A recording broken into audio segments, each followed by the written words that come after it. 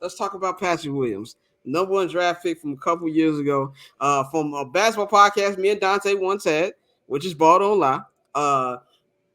We talked about what happened when the nigga got drafted. Me being a positive nigga that I am, I said, we'll wait and see. Dante from jump said, what the fuck is this shit? What the fuck is this shit? What the fuck are y'all doing? Only thing he got in common with Kawhi is them niggas got braids. You can go back and find that episode and it's somewhere in the Barber's Chair archives. My question to y'all, especially with him not getting a qualifying offer today, it's a make or break year from Patrick Williams. What does Patrick Williams have to do for you guys to have him be a part of this team going forward? Not be a fucking florist. I don't understand. Okay, you look at Jaden McDaniels' contract today, right? Same class, everything. Jaden McDaniels averaging around 13 points a game. Last year, Patrick Williams averaged 10 points a game. That's cool. Do you see Patrick Williams taking the jump to averaging 15 points a game as the what is he? The fourth option on this team? I don't see it. I don't see it. So that would warrant, I don't see it as long as DeMar DeRozan is on the team. So I normally do not tune in. I watch Bulls basketball as long as I'm free. I tune in and I watch it, but I don't have heavy interest in it. I will have heavy interest in the Bulls basketball for these first 2 months, because if Patrick Williams is kind of taking a step, but the team isn't really doing so well, I 100% see DeMar DeRozan being traded in early 2020. What are we going into? 2024, right before the trade deadline. So for Patrick Williams, you want to see rebounding. You want to see him not be scared to actually put the ball on the ground and actually try to, assert himself offensively, because there are many times we've seen it in the Billy Donovan tenure where Patrick Williams just doesn't even see the floor in crunch time situations because he's a liability offensively. He's just standing in the corner. So you want to see aggressiveness. You want to see assertiveness. I'm just trying to figure out where that happens. Where, like how Scott said, Zach and DeMar play 2-on-5. You got to give Vooch his touches.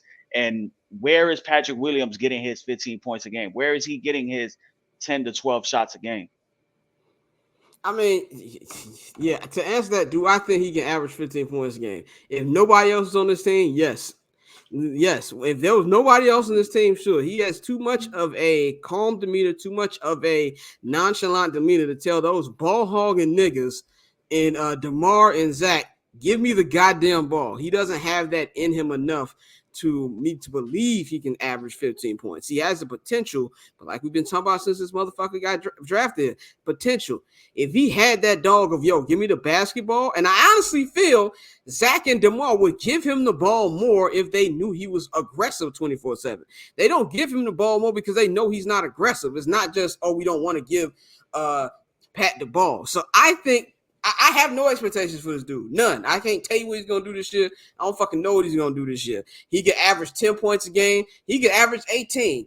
He could actually click. Maybe the fact that his financial future is on the line, maybe he'll be more aggressive. If I knew I had $20 million here on the line, I'd be like, hey, maybe I should shoot the goddamn basketball. So I don't have no expectations for him. It's just really wait and see. But if he does, we say this all the time, but if he does make the leap to like a 15 points per game, that changes this team's trajectory significantly, in my personal opinion.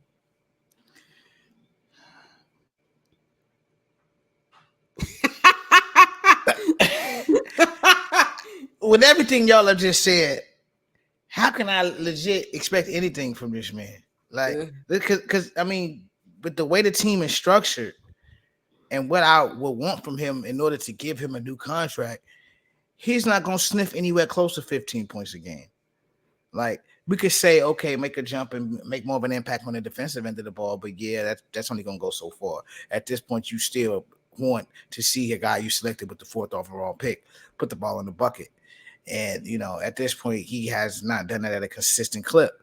So, in order for him to be on this roster after next season, he will legit have to go nuclear. And I mean, go crazy to the point where they moved DeMar because they're like, okay, we want to give DeMar shots to Pete Will.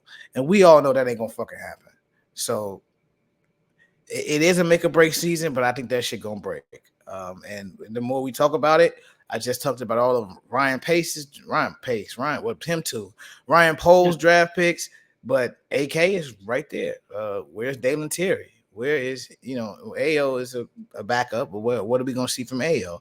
It's once again with the pieces you do have the draft picks that are the way you get cheap talent in there, you failed. You passed on Halliburton. We don't.